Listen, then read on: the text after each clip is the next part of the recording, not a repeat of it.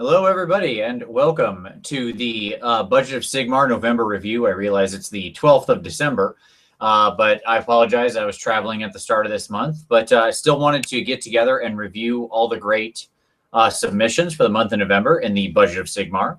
What is the Budget of Sigmar? Well, that is the community army building project that is part of the PMP, the Painters Motivating Painters Google Plus community. If you're interested in joining the Budget of Sigmar or the PMP, all the links will, of course, be down below. But you'll notice I'm not looking directly at it. It's not talky because we're going to go right over here to the screen and we're going to jump in and look at some reviews. So let's get going. All right. So this was a great month for the Budget of Sigmar. So I went back to the beginning of the month. I think we had left off with Neil. Neil is working on his big spider. We had looked at that last month, and I thought it came out great. We kind of looked at the pictures. So let's jump right in. So Stu is obviously working on some more corn. We'll see this sort of throughout. We can see here he did a nice conversion on his Lord here, using the normal Chaos Lord head, I believe, changing out the hand, moving the Flesh Hound around, putting this guy up on some rocks, got some Stormcast heads down here. A lot of potential, and that's great. I love to see that much conversion and special attention paid to what is obviously a pretty important character in your army. And then he's also got his Blood Warriors. So there you go. So Stu's working on some corn. We're going to move quickly through a lot of this just because it's more just wanting to see how everybody progresses through. So let's see. Rasmus had 10 heavy cav of the White Wolf here done. Love the big banner. Love the flames you put on them, like the fire on the edge of the that here. Obviously, 10 big Empire Knights. He's doing a whole Auric themed Empire army, which I think is awesome. Got a lot of guys with nice big hammers. I think the only one of this that draws my attention that's maybe a bit off is the yellow horse. That's like really yellow, and I feel that it might be better if that's tan. It really stands out against the rest of everything else here. But other than that, I like all these knights, and definitely that's a good one to put together. For me, I'm doing obviously my Tzeentch army. This is my Demon Prince, which was shared quite a while ago, and then my 5 more of my knights still going on. So those guys are fun. I've got some more knights to do before it's all over, so there'll be more of that coming. I guess last month I had mistakenly included these in October, but Ashkus the Muse, the original founder of the feast for this was actually his work for November, which was his 3 Fiends and 5 Seekers. There we go. And it's really great. The thing about Ash is he's a long haul trucker. And so he does a lot of this work in his truck. He's got a little mobile painting station. He's got a little show he's doing called Truck Hammer. And it's really great. Like, this guy takes hobbying to a whole new level. And I want to, just give a special thanks to Ash for inspiring this whole project, as it's been totally awesome watching everybody put these armies together.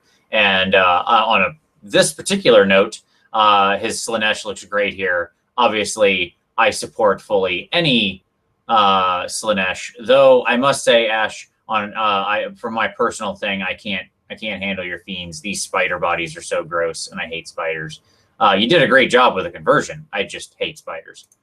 But that's me. Good, well done. Okay, so let's see. Scott R. with his big dark elf dragon, black dragon with the sorceress riding it. Very cool. I know we kind of talked about this, I think, as well in the PMP end of month review, but I really do love his basing here. I like the slimy green water, the sticks in it and stuff. It's good use of that realistic water effect. I think that's fantastic.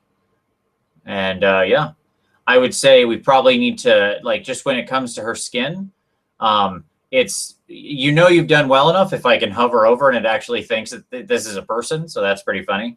I think in general in the skin, you want to look at working in some more reddish, ruddy pink tones, because she looks very pale right now, sort of more uniform all over, but still very good work. Stephen Julian here with his Stormcast, and he actually started out this month by picking up a bunch of basing supplies. And Stephen, I fully support this. He's obviously putting together some Stormcast for the budget of Sigmar.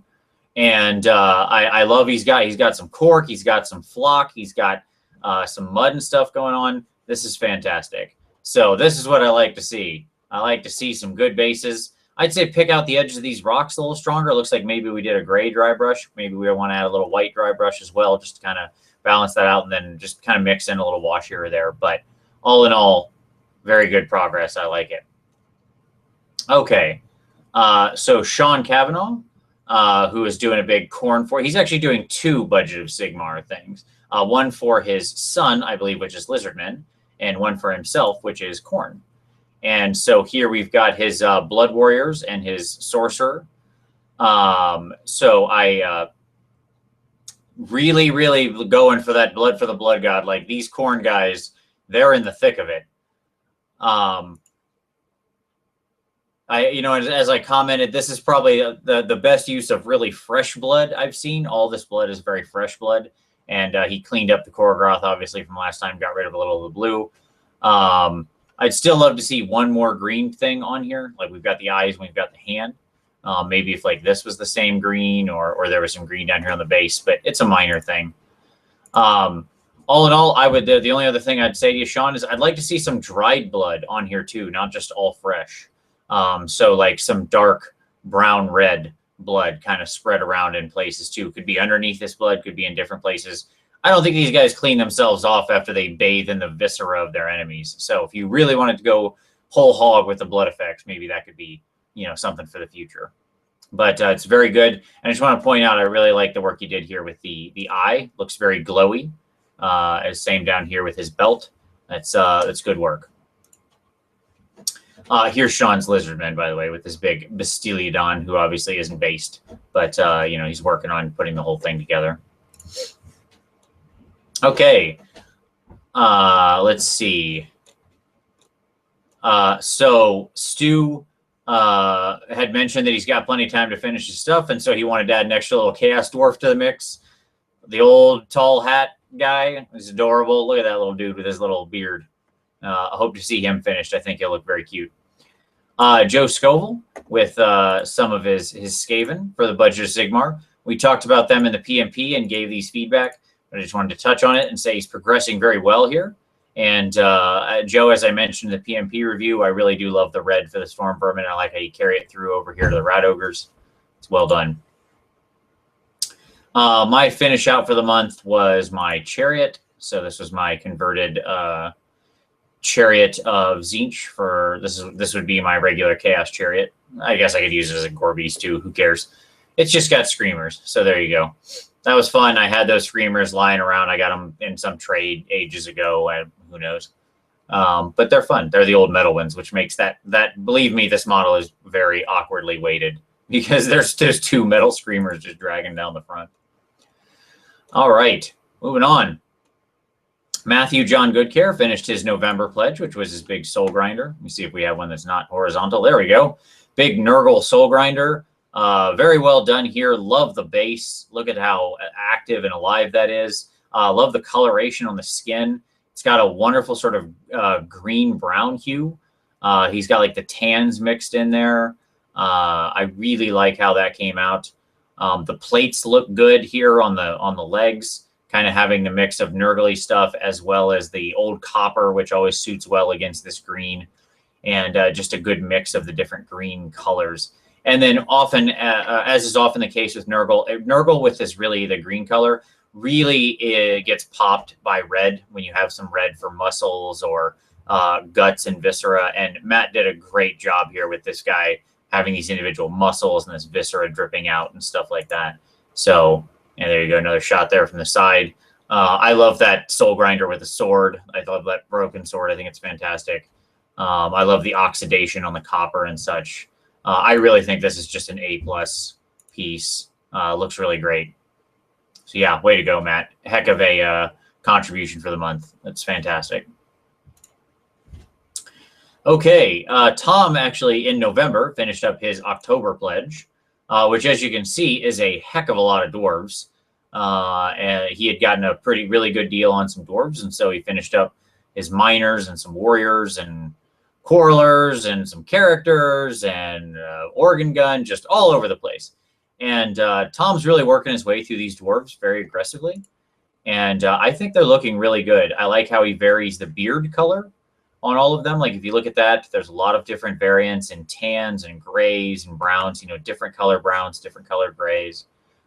That's really good work. That's one of the keys to making dwarves not just look unbelievably samey, is to have these variations. And he's done a good job here of picking out these different colors. Tom has a very clean paint style. Like if you look at this, it's all very clean. You can tell he painted a lot of high elves. It feels like that, and I think it works okay here. I like the yellow as a choice. When he and I were first talking about it, I really wasn't sure about the yellow, because yellow is always a really hard color to use. But he's used a very brownish yellow here, and so because it's in that more natural tone, as opposed to some sort of like very bright yellow that looks artificial, I think it actually comes out really well. And what I like about them is it does a nice job of breaking up sort of the wall of metal. On this group, his coralers, he went with black, and you can still see there is some yellow, so he's carrying through the coloration. But I think here the black looks really good for these guys. Black is a tough color to work in because you don't really highlight black. If you want it to stay black, it's very difficult to highlight. But I think he executed well here. Good golds, good coppers, very smooth color. And then, of course, green is his other color. And I like how in all cases, he's still tying it all together. We've still got some yellow. You can see it here. And yeah, it's just a great looking. He's going to have a pretty nice dwarf army when he gets through with the budget of Sigmar. That's for sure. He's going to have a heck of a dwarf force given the deal he got. So good stuff, Tom. I like it. All right, Hooves with his November pledged finished up, and this was for his Spellweaver and also his Glade Guard. And I think he did a great job with these. So one thing I would say to you, Hooves, on this is when you're doing this sort of edge highlighting on green. So first of all, edge highlighting is tricky. It's really sort of a practiced skill you learn, where you can just make the paint literally touch the edge because it's all about brush control. This went on a little thicker around the edge than I would like. It's kind of spreading around there. If you're going to go this direction, what you want to do is just drop a layer of that darker green over it here, and you can smooth these out, right? Knock them back in line, really cut to the edge, that kind of thing. But I like the colors he's chosen here. It's interesting because if you look at this, look at how many different greens he's using between the leaves and the sort of jade of her dress, and then this hunter green here with the sort of brighter goblin green or a scorpion green on the edge. There's just so many different rich greens going on here. And what I want to call out for Hooves that he did really well is his two gems. Okay, so if you notice up here on the stick and here on her head, which again, way to go. If Google thinks you've got a face, that tells you you've crossed a good level. This is great gem work. I really like this, Hooves. You did a great job of having it very dark up top, going to very light on the bottom, which is what you want to do with your gems to make them look realistic. And then, of course, the little white dot making the reflection point. You can also gloss varnish them and stuff, and I don't know if he did here or not, but that can also be another way to go. His Glade Guard are much in the same color scheme. I like that their main tunics are the very hunter green. Looks very natural, and then the darker cloaks. That's good. So he chose a very good color palette to work from here. Yeah, I think these guys are very well executed. If I was going to give you one little piece of feedback, it's that I'd like to see a little bit more bushes or just a couple other things scattered around the bases, so it look like they're in the woods and not marching across an open field, which is what I feel like here. Okay. Sean continuing to work on his big Bastillodon. We looked at that guy already. Scott R with his pledge here, because I believe he's doing just a big combined elf force. So he's got his High Elf Lord on Griffin and some Sisters of the Thorn. This is just an A-Elf explosion. There you can see the Sisters in the background getting made, as well as the big Standard Bearer. Yeah, and great work on the freehand. It's great to try some freehand. I will say one thing here that I noticed is obviously some of your angles aren't quite even, and that's okay. That's, going to happen with freehand. One thing you can do to help yourself here when you got a nice big flat space like this, just take a straight edge and draw your lines. Draw it in pencil on this model before you paint it, right? Just take a pencil and do it, and then put your paint on, and then or whatever, or put some paint on, and then do it a thin line with a micro pen using the same thing, and that will help you keep those hard edge lines and lay out everything so you get a good circle, you get the heart centered, all that kind of thing. But full kudos to jumping in and doing some freehand, because the reality is I'm noticing this being slightly askew because I'm looking at it from an inch away in this photo. If you zoom this back to the table, it's just going to look like a great freehand banner. And so that's what I would say. Don't ever be afraid to jump in on freehand. Look, you can draw, I promise you. And moreover, they don't need to be perfect because they were drawn by a real person in the world. So, you know, that person, whoever painted it in the world, isn't probably Van Gogh or, you know, that's probably a bad example because that's impressionist. They're not Michelangelo themselves. There you go. Use somebody a little more realist. So Matthew John Goodcare decided to, or Goodacre, sorry, John, or sorry, Matt. Oh boy, I got his name wrong last month and he corrected me and I got it right. And then I got it wrong again. I'm sorry, Matt. I'm bad with names. But he had seen the piggies I converted for my Beastmen army, and so did a similar thing here. And you can see this gross pig, and we'll actually see it finished. Look at this awful razor gore he's converted. What a nightmare creature. Yeah, that's fantastic. I think he's actually using it to create a Nurgle spawn, but it could also be like a razor gore or anything like that. So there you go. All right, moving on. So the Angry Redbeard, doing some Beastmen. He's got his big Beast Lord on Chariot here. We talked about this a lot in the PMP, but I like what he's done here. I like the snow. I like the bone plates on the boars. I like the color. I especially like the coloration on your little Ungor. I think I pointed that out in the PMP, but I'll say it again. I just love the skin tone you picked for this guy. I think it sets off against the whole model. It's fantastic. Sean Kavanaugh coming back in. Remember, he's doing the corn as well, and he has these old Rackham figs. I actually have one of these as well. I love these figs. They're so weird and just cool, and I think he's going to use them as chaos spawn in his corn army. And let me tell you what, you know, obviously with the chaos demonic gods, you've got some ability to have kind of metal parts and stuff in. If you think of the Soul Grinder, and these big slashing blades and weird metal helms, I think these Rackham figs are just perfect for corn. So yeah, and I think those will make really nice chaos spawn. Again, just blood everywhere. I love it. All right, James Squires with his death army for his Budget of Sigmar pledge. We did talk about him some in the PMP, but we'll go in again and want to make sure we get everybody reviewed because this is a heck of a lot of progress. So many great skeletons. I love the Tomb King shields. I'm always a fan of the Tomb King shields. One thing I will say for you, James, if you want to challenge yourself, one of the reasons I love the Tomb King shields is they are an amazing palette to experiment on. They're a big flat space, which makes highlighting them difficult, but it makes freehanding on them a real dream come true. And I know you look at that and you think, oh, Vince, you're an idiot. Why would I ever want to freehand on common troops? And I get that, and that's totally fair. But you wouldn't do it on every one. It can just be a chance to mess around on some of their shields. If you go look in like the 8th edition Tomb Kings book, they have a lot of really cool shield designs. You don't need to try to mimic any of those, but you can use that as inspiration. So that can be a very fun thing to do. You don't normally, with a lot of shields, they don't have that big flat space. They already have junk on them or you know, they're very weirdly shaped. So it's harder to do that. But with the Tomb King shield, you kind of do have that luxury. So it's fun to play around, you know, draw a little scorpion on the side or on one side or, you know, something like that, a snake running around it. I mean, again, these are pretty simple shapes. And you can, if you practice with a pen, you'll get it down. Also, the big vampire leading it. Vlad is the fig is Vlad. I don't know if he's actually meant to be Vlad or just his vampire lord. And I will tell you one thing. You've done a pretty good job here. I hate this model. I hate that Vlad looks like that. That is not how I picture Vlad when I read him. And it's one of the worst Vampire Lord models they ever made, but you've done a good job bringing him to life there. That is not your fault. All right. So I won't pick Ash because he did clearly say this is for December.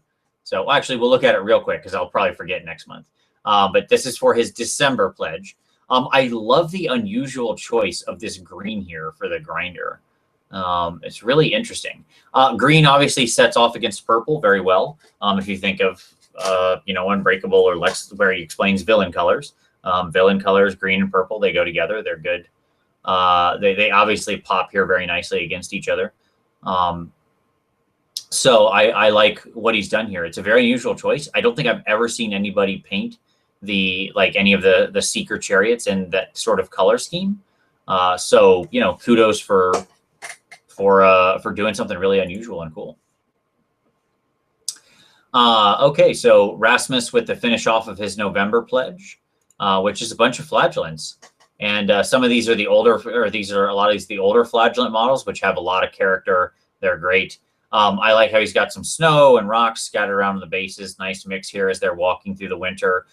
These old flagellants really are a lot of fun. And it's funny because if you look at like the size of their flails on this older one versus like the new stuff, it's just comical, right? And the difference, like these are actually realistically sized weapons, whereas the stuff they're wielding in the new box set is so massively massive they would be killing themselves walking into the fight, which I guess is very flagellanty. But well done, and I just want to point out he put some nice script here on the on this piece of paper, which I love. That's one of the things I'll say. If you've got models that have books or paper or stuff like that, just grab yourself a micro pen and go to town, or even just a small black brush. The key is you're not actually writing the English language. You don't need to form letters. It's just scribble. Think of like holding a book at that distance. You wouldn't be able to read it. Not that these people even use the English language, right? So anything's fine. The Empire is very famous on a lot of their models for just having like nonsense runes as their language. Okay. Here we go. So yeah, here's some nicer pictures of the Hellflare. And I think it came out really well. The green claws to match with it are very unusual. Yeah, it's a lot of fun. I really love it, Ash. I've got to say, I love the way it pops. That green against that purple is so stunning. It's just a really striking color combination. Yeah, it's great. And so then we saw Stu's earlier in the month. So here's Stu's finished off. Look at that. Stu, I think you really just knocked this out of the park, buddy. I got to say, I love the dwarf. He's adorable. I love the black armor with the red on top. I don't know. I really struggled for a while on how to paint these guys and what color scheme to go with. And I got to say, you really picked a great scheme here. Like there's just something about it that really sells it to me.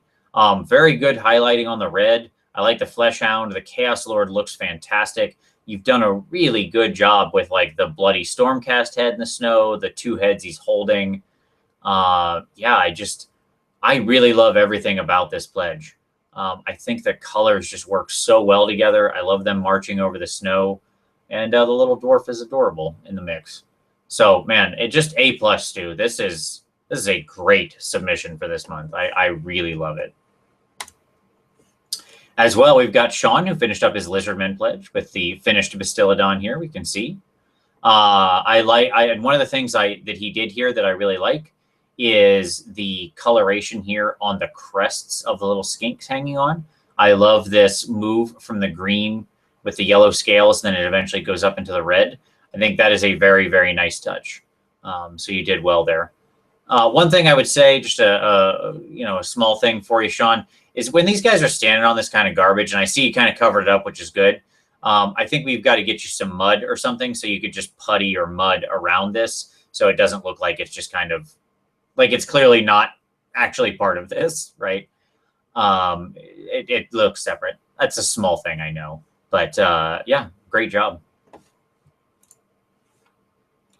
I'm positive your son will very much enjoy that. We'll just take a quick look here. Ash's total work so far. A little fuzzy pick, but that's okay. You can see he's got 5 Seekers, his Hellflare, some Fiends, the Herald, and then a bunch of Daemonettes. That's really coming together. Yeah, for sure. Okay. Let's see. Moving on. That's for December. All right. So, and then here is Tom had to rush, but he got it. He got his November done as well, because if you remember, the previous one was his October.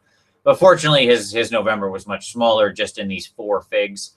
And I think he did a really good job with these characters. He took a lot of time on them. They all have a lot of great character. Obviously, you got to love the special edition Shield Bearer Lord he's got here, the White Dwarf with Bugman and Gotrek, I think.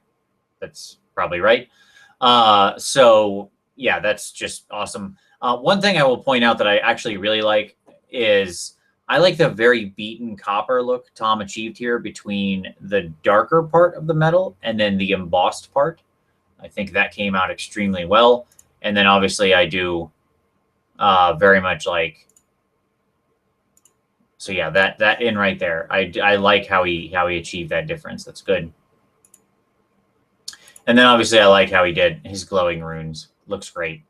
And his hot metal also looks very nice. So yeah, Tom, fantastic characters here. I mean, he's really doing a great job with this army. So I just want to point out, I really love the face you did here with this dwarf, Tom. I think this came out really well. Okay. And then David Griffin with his finished November pledge. As he says, getting in by the skin of his teeth. That's okay. And I love it. We've got the Bumblebee Bretts here. I'm always, as anybody knows, I'm a big fan of the Bretonnians. We got a damsel and 5 knights, and then our lord on hippogriff, as it were. And he's got a bunch of pictures in here. Obviously, the lord is converted from the Island of Blood Griffin. He did a good job with that conversion there. It looks very nice. The knights, very clean with that yellow and black. Good set off, good cohesive unit. The damsel looks very good as well. I like all the blue tones he's doing there on the dress. That damsel is a really fun model to paint. She's quite beautiful. Really, a lot of the Bretonnian sculpts are just absolutely gorgeous. Yeah, a lot of little conversions and changes he's done here to put all of this together. And I think it really forms a great cohesive unit. I really like what you did, David. I think this is fantastic. Look forward to seeing a lot more Bretts as this gets together. Okay. See if we got anybody else. Nope. Then we're into December. So there you go. So we'll finish on David's fantastic Bretonnians. That brings us to the end of the Budget of Sigmar review for this month. If anybody, let me jump back over, go back to my screen. If any of you would like to join the Budget of Sigmar, there's still time. We're only in the 3rd month, and there's still plenty of time to catch up to meet the sort of end goal, which is 30 models and 100 wounds. If you're clever enough with your eBay purchases or whatnot, you could still certainly get there. So if you're interested, the links will be down below. Thank you to everybody who submitted this month. A lot of great submissions. Really appreciated it. And I look forward. Being that we're already into the 12th, I've already seen some of the stuff this month, and I'm really excited about what everybody's doing already in December and how these armies are shaking up. What I love is you can really now, in month 3, see the army, right? It's not just their individual sort of figs that they bought or got cheap. We're starting to actually have like an army of force.